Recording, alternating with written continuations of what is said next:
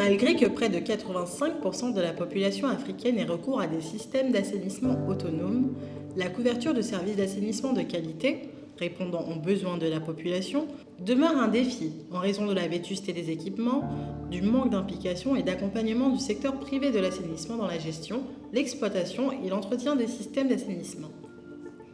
Dans de nombreuses villes africaines, les déversements sauvages de boue de vidange sont devenus un problème majeur, menaçant la santé publique et l'environnement, impactant ainsi les enfants et alourdissant les travaux des femmes.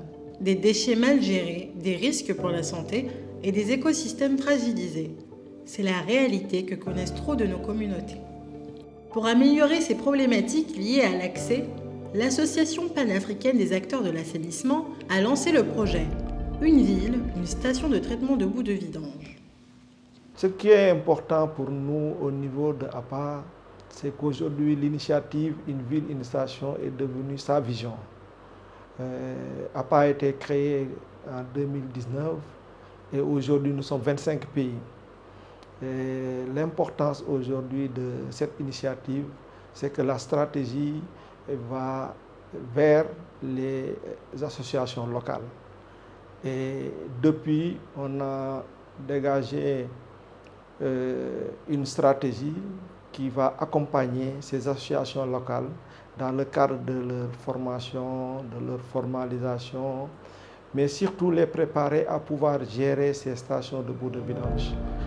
À travers ce projet, l'APAA a fait un plaidoyer fort qui a conduit à avoir des avancées majeures dans certains pays comme le Sénégal, la Guinée et le Kenya. Les stations de traitement de boue de vidange et les technologies ont réellement contribué à l'efficacité des opérations, surtout au niveau de l'exploitation. Et pour arriver à créer une économie circulaire, nous avons pu au Sénégal, avec la station d'épuration des eaux usées de Cambérène, qui passe de 19 000 m3 par jour à une capacité presque de 90 000 m3 par jour, nous avons 11 000 m3 par jour d'eau usée, traitée, qui est disponible, utilisable pour l'agriculture et pour le bâtiment et travaux publics, et même pour l'arrosage des jardins et d'autres des espaces publics. Donc ça, c'est vraiment un potentiel très important où il y a des opportunités à capter par le secteur privé pour valoriser cette eau usée et en faire de ce sous-secteur de l'assainissement un secteur marchand. Ce projet s'inscrit dans la vision globale des gouvernements africains à fournir des services d'assainissement adéquats à toutes les communautés tout en assurant une bonne santé et préservant notre environnement.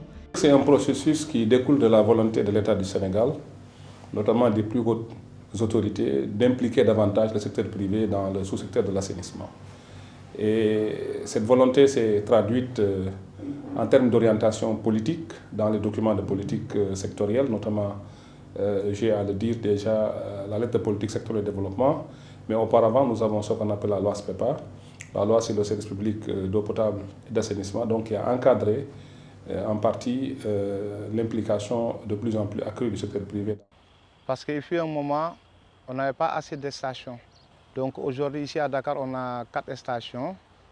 Donc ça a impacté sur le gain des vidangeurs. Maintenant, il n'y a plus aussi de déverser à l'air libre aussi, surtout. Donc on n'a plus de problème avec l'environnement aussi.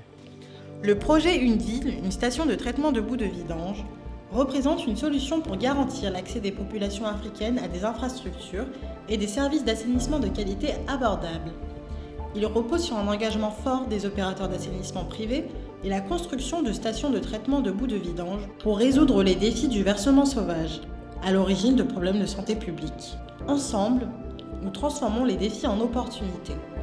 Rejoignez-nous dans notre engagement à assainir les villes africaines.